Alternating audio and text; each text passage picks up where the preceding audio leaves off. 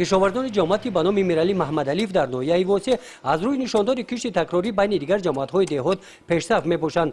طوری کشاورزان ابراز نمودند عامل اساسی موفقیت آنها این سری وقت تامین نمودن آب فلزی میباشد. در این سمت مشکلات سال گذشته داشته کشاورزان برطرف کرده شد.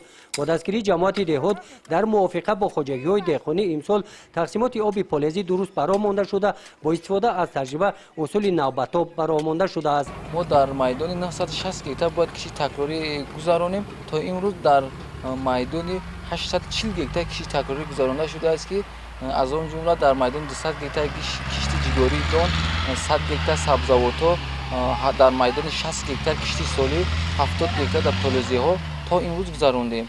این چنین ما موافق دورنامه سال گذشته ما در میدان 400 گیتار از سال گذشته بر زیاد کشتی تکراری گذراندیم.